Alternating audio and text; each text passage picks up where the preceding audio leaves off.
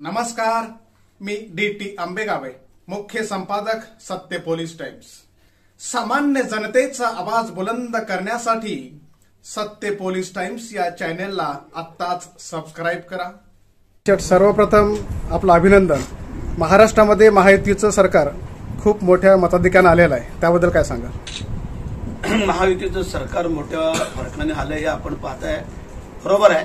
कारण याच्या पाठीमागं आमचे तत्कालीन मुख्यमंत्री एकनाथ शिंदे साहेब, आताचे मुख्यमंत्री देवेंद्रजी फडणवीस साहेब आणि अजितदादा पवार ह्या तिघांनी केलेलं प्लॅनिंग, त्यांनी घेतलेली मेहनत, शिस्तबद्ध पद्धतीने आणि या सगळ्या गोष्टीचा जर विचार करता, लाडकी बहीण योजना, ST मध्ये महिलांना अर्ध तिकीट, लेक लाडली लखपती योजना, मुलींना मोफत शिक्षण, लाडके भाऊ, लाडके शेतकरी, अशा एकनाथ शिंदे साहेब, देवेंद्रजी फडणवीस साहेब आणि अजितदादा यांनी जे निर्णय घेतले हिताचे, शेतकऱ्यांच्या, कष्टकऱ्यांच्या, या सगळ्यांमध्ये जर आज आपण पाहिलं तर मला वाटतं ह्या लोकांनी आम्हाला त्याचं परतफेड केलेली आहे।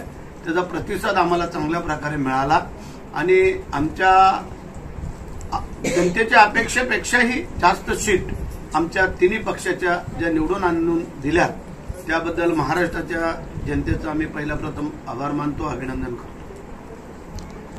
साहेब, तुमच्या माध्यमातून दत्त मंदिराचा खूप मोठा सोहळा या ठिकाणी होतोय, त्याबद्दल काय सांगा?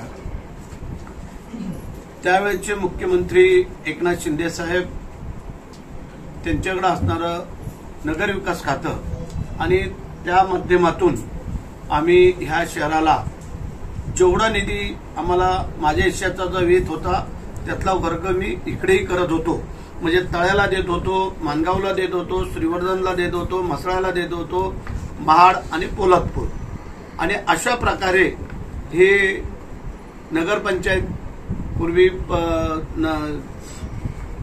पूर्वीची असणारी हे एक ग्रामपंचायत होती, त्याची नगरपंचायतमध्ये रूपांतर झालं आणि मग त्याला नगरपंचायतीच्या माध्यमातून, नगर विकास खात्यातून मला बऱ्यापैकी निधी मुख्यमंत्री त्यावेळेचे एकनाथ शिंदे साहेबांच्या माध्यमातून आम्ही देऊ शकलो।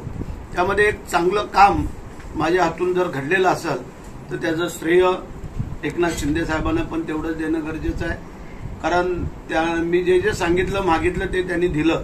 त्यामधला दत्त मंदिराचा आजचा जीर्णोद्धार सोहळा, त्याला दिलेले 38 लाख रुपये, चंडिका मातेच्या इथे दिलेले 60 लाख रुपये आणि त्यांना अजून 50 लाख रुपये हवेत, तेही देऊ आम्ही। आणि मग शहरातली इतर जी काय कामं त्यांनी, राण्याची वाडी असेल किंवा मधल्या ज्या काही इतर ज्या जोगवाडी किंवा आणखीन काही आजूबाजूचे त्यांचे प्रभाग आहेत त्याच्यामध्ये त्यांनी जसे जसे कामं सुचवली ते दिलं।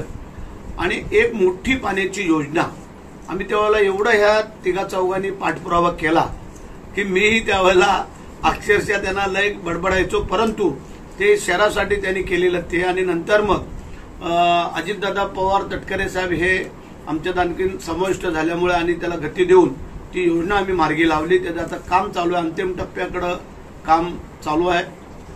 तर जे शक्य आहे, कार्यकर्ते तिथे त्यांना ताकद देणं आपलं कर्तव्य आहे आणि त्या अनुषंगाने आम्ही आमचं कर्तव्य पार पाडलेलं आहे। साहेब, तळा तालुक्यामध्ये उद्योग नसल्यामुळे खूप मोठं स्थलांतर मुंबईकडे वाढतंय, ते थांबवण्यासाठी आपल्याला काय करता येईल? तालुका पण छोटा आहे, आपल्याला माहिती आहे, डोंगराळ भागाचा तालुका आहे, समुद्रही आपल्याला जवळ आहे। या सगळ्या गोष्टीचा विचार करत असताना एकतर जागा जमिनी तुमच्या या तळा तालुक्याने एवढ्या बाहेरच्या लोकांना विकलेल्या आहेत की विचारा या लोकांना की जागा तर शिल्लक स्वतःच्या किती कोणाच्या राहिल्या। तरी पण आम्ही तो प्रयत्नात आहोत।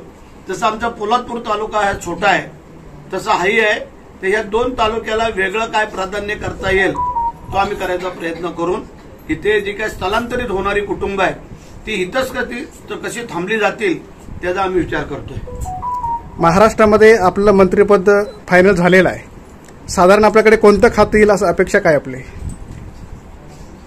प्रश्न असा आहे, आज हे तिन्ही मंडळी बसणार आहेत, नेते मंडळी, आणि त्या नेते मंडळी बसल्यानंतर तिथे ठरलं जाईल कुठलं कोणाला कसं खातं द्यायचं आहे। अजून मंत्रिमंडळाचंच वाटप झालेलं नाही तर खात्यांचं कसं काय आम्ही सांगणार? म्हणून पहिलं मंत्रिमंडळाचं वाटप होऊ द्या आणि मग खात्यांचं वाटप होईल. सामान्य जनतेचा बुलंद आवाज, सत्य पोलीस टाइम्स.